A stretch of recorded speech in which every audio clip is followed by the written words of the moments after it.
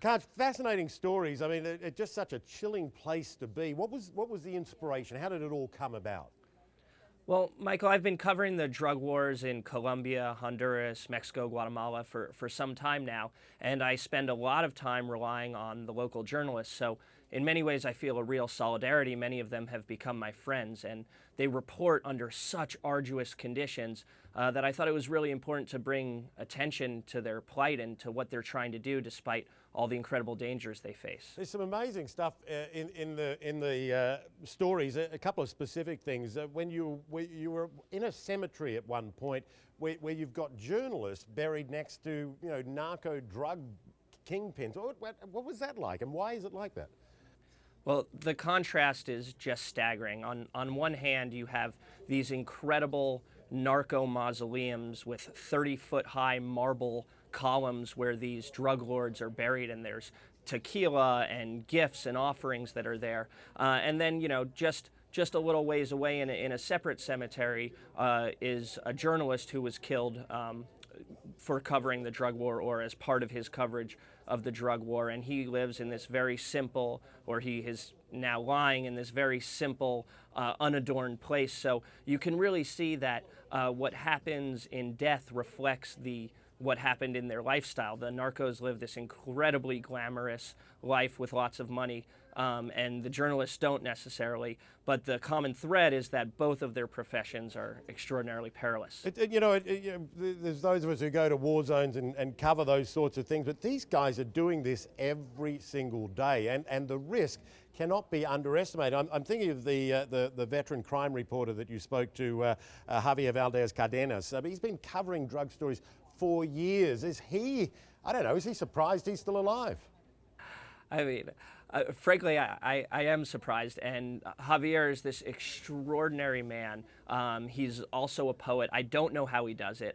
Reporting everything we know to a large degree about the Sinaloa cartel and their infamous head, Chapo, the billionaire head of the Sinaloa cartel. Much of that information comes from Javier. All of these stories that you hear repeated in the Western press, a lot of them are because Javier is there on the streets reporting on it every day. And frankly, he's miraculous that he can still do it and still survive it. How does he tell you he does survive? I remember in one of your pieces, you're talking to an editor who said, that these guys are taking enormous risks and all of that. But how does he survive? What precautions does he have to take? What's his routine like?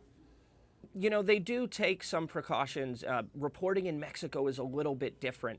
Oftentimes, unlike in the Western press where your byline and who gets credit for the reporting is a given, in Mexico sometimes they practice journalism in a different way and nobody takes credit, so they publish anonymously. Javier has actually gone the opposite extreme, and he continues to publish under his own name, not under a pseudonym. I think one of his techniques is, frankly, just situational awareness. He knows the town very well. He watches the mirror when he drives. His offices are in an undisclosed location. So they just take these kind of basic precautions and refuse to be intimidated by the violence out there. I remember I was going to quote from that editor too, that she was just saying it's so easy to kill someone in Mexico.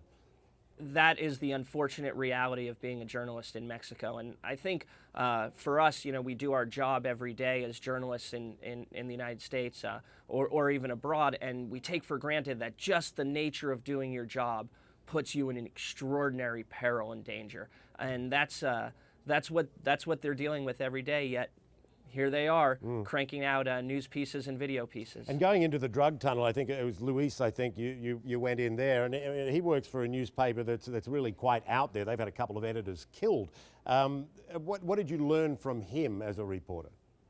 Well, one of the most interesting things I learned from Luis and from visiting Zeta, the newspaper where he works, is that reporting in Mexico, oftentimes you can report what happened. There were 17 people killed on this street corner.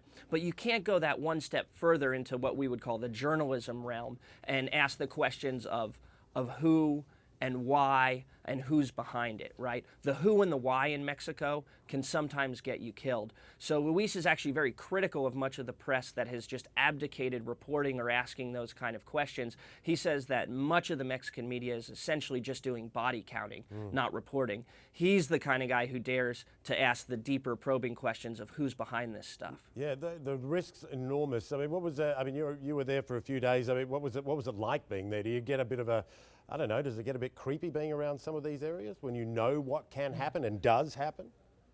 Well, I don't want to be dramatic about it. Like, last week 11 people were killed in Culiacan, the city where Javier Valdez Cardenas lives.